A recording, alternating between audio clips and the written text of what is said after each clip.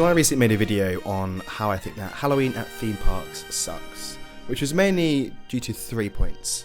Firstly, the price. With the increased admission prices, plus the price of the mazes, many of these events just cost far more than they actually should. My second point was crowds, and that the closer you get to Halloween, theme parks just become obscenely busy. You get 2-hour queues for the coasters, you get an hour queue for the mazes that you've paid an extra to go into, and it's just not worth going. And lastly, it's the quality of the mazes. I think last year, the 2 nights I did Fright Nights, I wasn't overly impressed with the quality of their mazes. Most of them were from okay to good, but given that you're paying extra, again, I don't think they were really worth the money. However, after all this, I decided to give Scarefest a chance because I hadn't been in about 3 years and I wanted to get back. I wanted some night rides on Nemesis. So I thought, why not? Let's give it a go. So I organised a trip with a couple of friends and made my way over to Alton Towers for Scarefest towards the start of October to check out the event and to confirm whether theme parks really do suck at Halloween.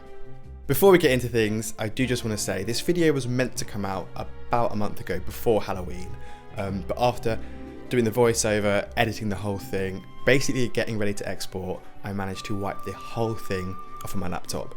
Now, if you don't make videos, you might not know that it was probably about 30 hours of work just gone like that, which is totally my fault. It's all on my shoulders, but it felt horrible. So that's why it's taken so long to get it out now. If you are feeling generous and you would like to leave a like and comment and share it, I'd really appreciate that. But nevertheless, I hope you still enjoy the video, even though it's come out a lot later than I was hoping. I rocked up to the park at about 9:30. Corvus and Adam had already got there about 9 o'clock and they'd walked up to the main entrance and around to Forbidden Valley. They just joined the pre-queue for Nemesis Reborn, so I was like, right, head straight there. A lovely little perk that Alton Towers announced a couple of months ago was that Platinum Pass holders could enter through the hotel entrance, which I did, and it saved around 25 minutes. It was an absolute godsend because, as I said earlier, Adam and Corvus got there about 25 minutes before me, and we reached Nemesis Reborn at pretty much the same time. So it saved me the long walk up to the entrance and all the way back down to Forbidden Valley. Yeah, really quick. Basically from my car to Nemesis Reborn's pre-queue in about 2 minutes, which is fantastic. They opened the queue about 2 minutes early, which is great. So we headed all the way up around the extended queue line.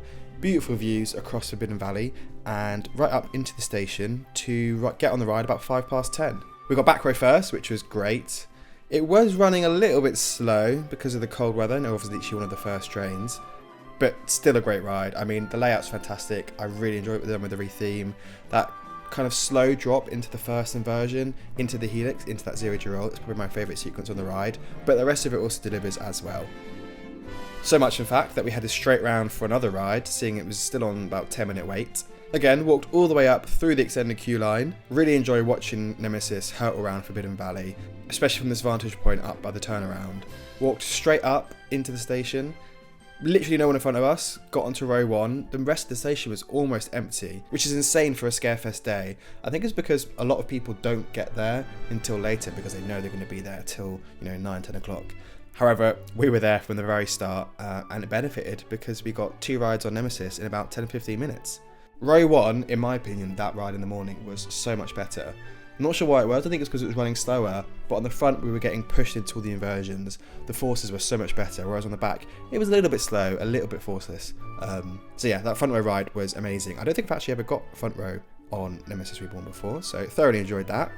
As we were there, and it was open for once, we headed over to Galactica next. It was sporting a 25-minute queue. We took the long way round again, all the way through the extended queue line, which is looking pretty tired. This coaster gets a lot of shit in the community, and I think that's mainly because of the theming. I actually think the ride experience itself is pretty good, but it's dirty, it's dated, it needs a refresh, it needs a clean. Another part of the ride that really shows that is the station. You know, the big screen that doesn't work anymore, the fact you've only got Eve talking to you on one tiny TV in the corner, the fact that it's never really on 2 stations anymore, which I don't blame them for. The only time I've seen it on 2 stations, the trains were really struggling to actually dispatch. So yeah, it was 2 trains but 1 station, which was, as good as Galactica can be, really. The ride experience itself, I really enjoy it. I'm a bit of a Galactica defender. This was a world's first. It was the world's first B&M flyer. And I think it's a really enjoyable ride experience. I think the first drop is great. I think it's floaty. I think it's forceful in places. It's not the most forceful overall, but you know, you're flying, man. Like, it's fun. You're just flying around. You kind of, the way they have to build it into the terrain, you know, you just swoop inside. The fly to lie section I really enjoy. I like the positive G's on that moment. And yeah, it's a good ride. Like, it definitely needs a retheme. It definitely needs a refresh. Apparently they were planning on doing that over the last off season, but they didn't get the budget from Merlin. So Merlin, please give Alton Towers a budget to refresh this. It does stick out in Forbidden Valley because you've got such a good story now with Foxcater and Nemesis Reborn and the Phalanx and Nemesis Subterra, and it's just Galactica which sticks out a little bit. And I do think that if they were to put the effort in to retheming it, it would like dramatically alter its perception within the community and also within the general public, because they see it kind of as a new ride and it's got a new lease on life. But who knows if they'll ever do that. It might end up closing before that happens. I really hope not, because it's a bit of history and it's a great ride, and I don't trust Merlin to fill that gap if they actually close it down. So yeah, keep Galactica going. I always enjoy it, and I will defend it against anyone who actually tries to fight me on it. We were thinking about going on Toxicator next, but instead we decided to rope drop the Sky Ride, which I was actually pretty excited about because I haven't done this in probably 3 years. My trip earlier for opening day, it wasn't open yet, so didn't get to ride it. And I think it gives fantastic views. Like across the gardens, you've got the pagoda fountain below you, you can see the towers, you can see the observatory and all the gardens on the other side. It is an attraction within itself, and it also saves you so much time and helps your feet not completely die by the end of the day. So yeah, that was great. Took it straight over to Dark Forest. Planning to get on Rita first, but as we came in, you could see that the trains were empty and it wasn't running, so we decided to head over to 13 first. This was advertised at 30 minutes, but the queue was pretty substantial by the time we got to the back of it. I think this ended up taking us about 45 minutes to get through, but that was no fault of their own. You know, the operations were actually pretty good. They were on 3 trains, and as soon as one train had gone from the station, the next one came in, people disembarked and people got straight back on again. So the operations were pretty good. It was just that we hit it at the wrong time and everyone wanted to ride 13 on the spooky Scarefest night. As we were in the queue line for it, Rita did start to test for a bit and send around a few trains, but by the time we got off, it had sadly broken down again, so no ride for us on Rita today.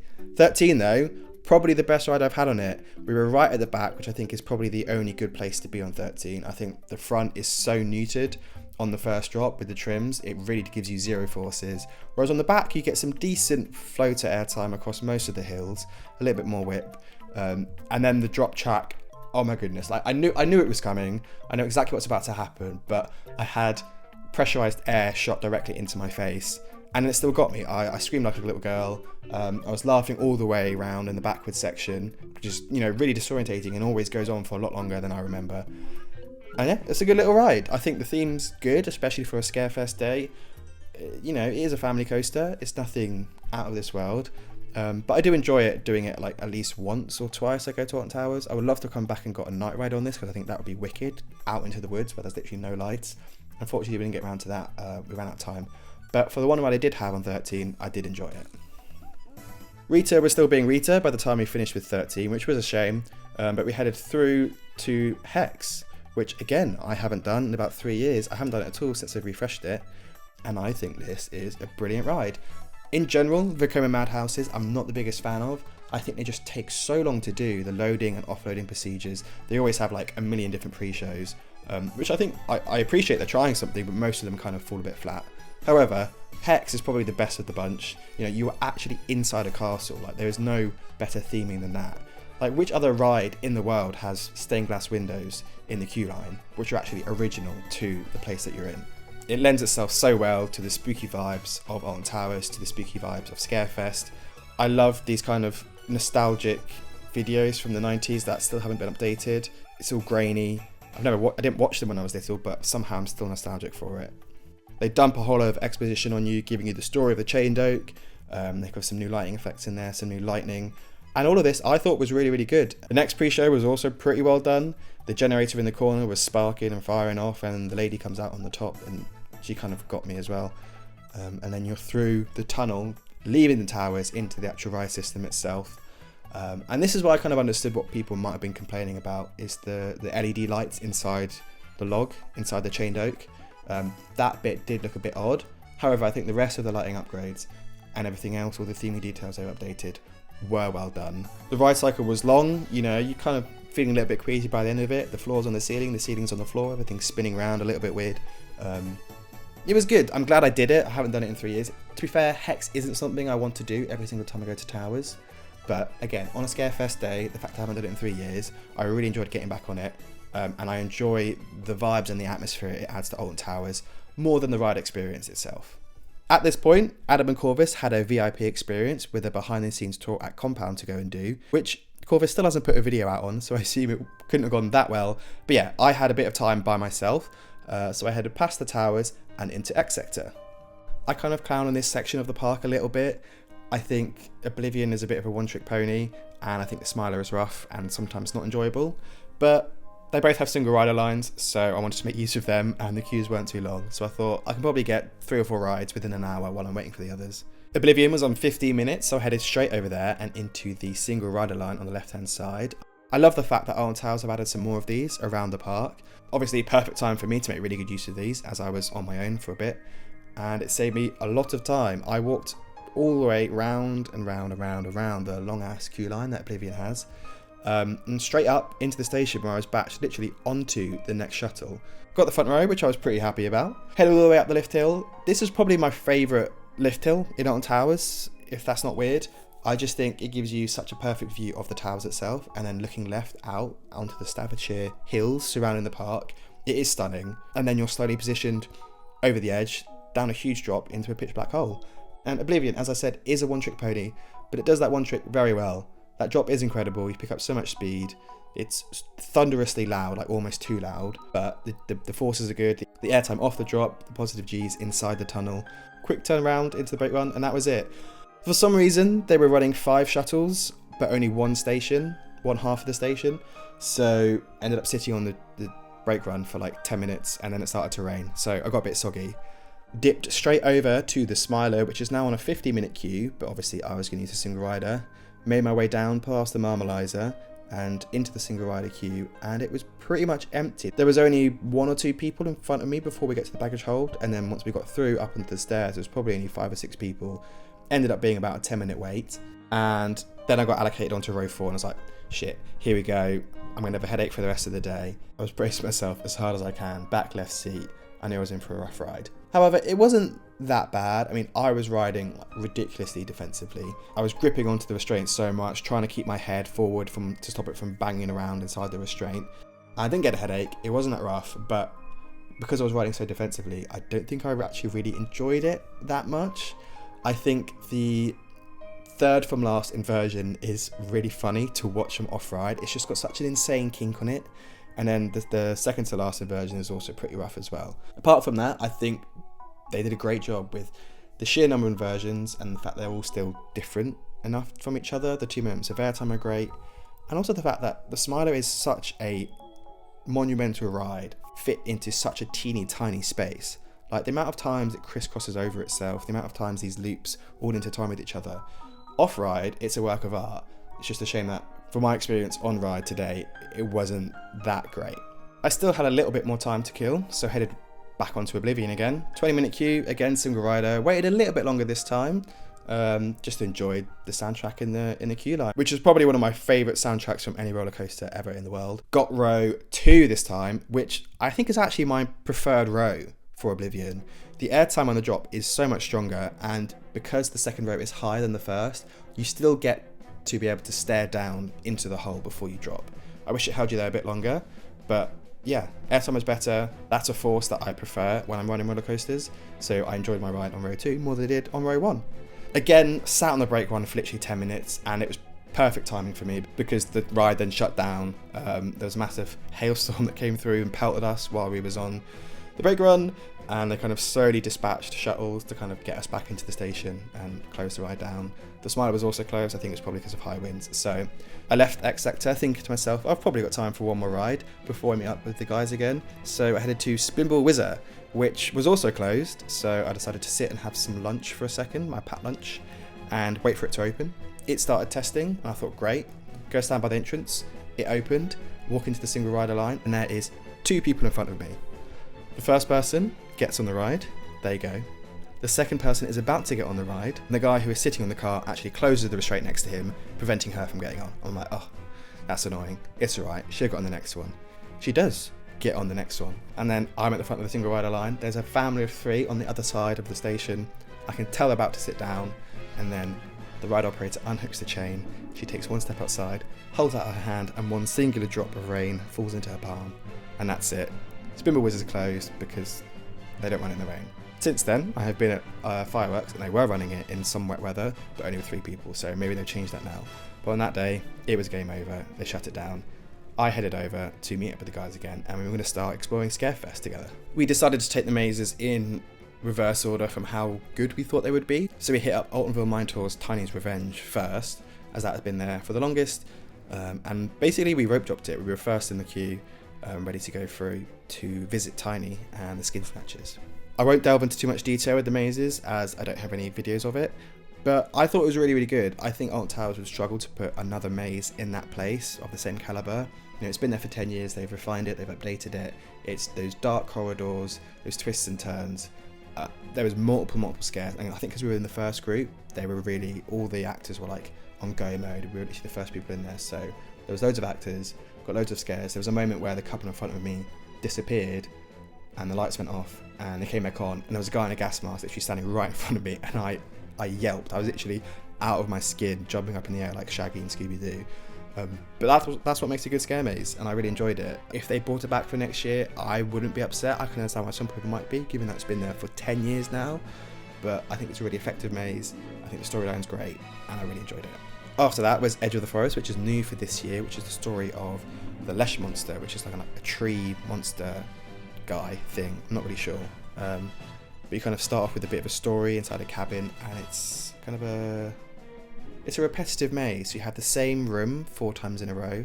So it goes forest, cabin, forest, cabin, forest, cabin. And each time the cabin gets more and more dilapidated and worn out until eventually you go into a new scene, which is kind of a larger cabin, and there's a lady in there and she screams and shouts at you and tells you to wait.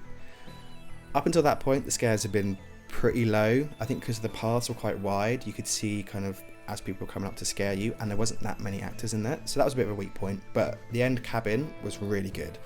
The lights go off, and then they turn on green, and the Lesh monster's right there in front of you. Everyone screams, shouts, and the lights go off again, and then he appears again on the other side of the room, and it was so funny. I wish I bought the video for it, because the guy just to my left literally, again, jumped out of his skin, Shaggy and Scooby-Doo style. So that was definitely the highlight. The rest of the maze was a little bit weak. I thought the theming was good, the storyline was good, but in terms of scares, it left, a little bit to be desired. I would give it like a 7 out of 10. Last on our list was Compound. We headed there via the Curse at Alton Manor. Pretty much always has no queue because it's such a high throughput ride. Again, spooky vibes, Scarefest. We're here for the spooks and the scares, and that's what the Curse at Alton Manor always provides. I think this was a huge upgrade when they went from Duel to this. Theming, storyline, everything's good. Alton Towers is on an upward trajectory. They're going quite slowly with that, but Curse at Alton Manor is a good example of what they can do when they really put their mind to something. Some of the effects weren't working, and I've done it quite a few times now, so I know what's coming. It's not necessarily going to scare me, but I remember the first time I went on it, I was really scared, and it got me several times. Compound was next. I was super excited for this one because I'd heard such great things about it last year when it opened for the first time. I heard it was intense, I heard the actors grab you, I heard the theming is great, the storyline feeds really well into Forbidden Valley. All of those things are exactly what I look for in a scare maze. Theming, storyline, good scares. And Compound most definitely provided in all of those aspects. You get separated immediately. I got shut in my own room at the start. I then get thrown straight into isolation, which is another chamber where they hold you for a bit. And because of that, I was the last one in the group, and I was completely on my own for the rest of the scare maze. It's disorientating, the actors are fantastic, the makeup and the costumes are brilliant. They have these mutants, I think they call them, as like people that have been mutated by the nemesis Venom, who were sick. There was a scene where there was 2 of them, and they were just not leaving me alone because I was the only person in the whole room. To be honest, on my first run through, I kind of struggled to remember what actually happened. I just remember it being intense. I got grabbed multiple times. The scares were really good. The whole design inside the maze was really well done. They had like a lab section and like a kitchen section and like a cage section. All of it was different. Every single room you went into, you didn't really know what was going to happen. And I really enjoyed it, and so much so I actually came back for it as a second go around later on in the evening. As we were kind of so involved with the Nemesis story at this point, we decided to go on Nemesis Subterra next. This was probably the weakest run through I've ever had of Subterra. The actors and the storyline, they were still good, but my leg ticklers and air cannons on the drop tower section weren't working, so I just had a small drop and nothing happened for the rest of it, which is a shame. It's not the end of the world, kind of like Hex. It's not something I really feel the need to do every single time I go to towers, but because we wanted that spooky vibe, and we'd pretty much done everything else in Forbidden Valley, it was good to kind of finish off the Nemesis story, the creature, the eggs underneath, and they're all hatching and they will get you. It's a good storyline, but the actual ride system itself is pretty lackluster. What is less lackluster is Toxicator, new for this year, opened just at the start, which I was there for the opening day, which was great fun. Still a great ride, still well positioned in Forbidden Valley, well themed with all the green, contrasts well with the red of Nemesis. Us top spins themselves, I always really enjoy. After doing Talakan at Phantasialand this year, it kind of disappoints me slightly to see what Toxicator could have been, because that is just so well done with the theming, the fact it's kind of almost completely covered by theming, whereas Toxicator just kind of sits on a nicely painted concrete plinth. Either way, it's still a good addition to Forbidden Valley, and the ride experience itself I really enjoyed. Haven't done it with the water jets, and I probably never will, but in the spring and in the autumn, without the water jets, it's a good laugh. We took a lovely little walk through the gardens, past the lake, and out by the towers, because we were heading over to Dark Hollow, which again, new for this year, free to enter from 5 until 9:30. Yeah, it was cool to do it in the daytime. It's not kind of as scary or as atmospheric, but they were pumping out the fog at the start. The actors were good. They had a good range of like dolls and statues and like people dressed up as children's toys basically that had come to life, kind of all sinister. I like this little bit here, which Corvus pointed out for me, which I think is Emily Alton inside the Curse at Alton Manor. A nice little touch there, kind of combining the vibes of the Curse at Alton Manor and Dark Forest into one scare zone. I thought it was well done. Towards the end, you get these two bears who I thought were brilliant, quite intimidating even in the daytime, and they were really getting people. I love the way they just kind of charged about from one person to the other, really got up in your face. Overall, I thought it was a really good scare zone. Again, looking forward to coming back at night, which is what we did a little bit later. Corvus and Adam wanted to do X Sector, as they hadn't done it earlier, so we headed back through Oblivion, which had a 50-minute queue, and then we headed over to the Smiler, which was meant to be a 30-minute queue, but ended up being closer to an hour, which was a bit much, kind of down underneath the Marmalizer with the Smiler soundtrack kind of relentlessly going on in your head. Not my favourite soundtrack, however, it is pretty cool to watch the ride kind of twisting and turning above you as you are queuing. Because we queued for so long, it actually ended up being a night ride, which I was excited for. Never had a night ride on the Smiler. Got row 2, and I don't know what the difference was, but this was probably the best ride I've ever had on the Smiler. It was smooth, it was enjoyable. I think it's because I relaxed into it a little bit. It wasn't rough really at all, apart from those 2 inversions that I mentioned earlier. And I actually really enjoyed it. It's intense, like you're hitting 4Gs at multiple points during the ride. The 2 airtime hills work well to kind of break up the monotony of the inversions. But yeah, I thought it was a really good ride. Like, I was laughing the whole way around. It was literally like night and day between my night and day rides on the Smiler. I thoroughly enjoyed the night ride, whereas the daytime ride, less so. Now the sun had set, walking out of X Sector, the vibes were immaculate. The decorations and lighting all over the towers and the gardens looked fantastic. And as we were right there, we headed straight back through another walkthrough through Dark Hollow. This time was even better, a lot more atmospheric with the darkness and all the blue and green lights everywhere. A little bit more sinister, a little bit more scary, especially the bears at the end. They were really getting everyone. And to be honest, I would love to be one of those bears, just charging at people for a couple of hours, spooking them, scaring them. I think that would be a laugh.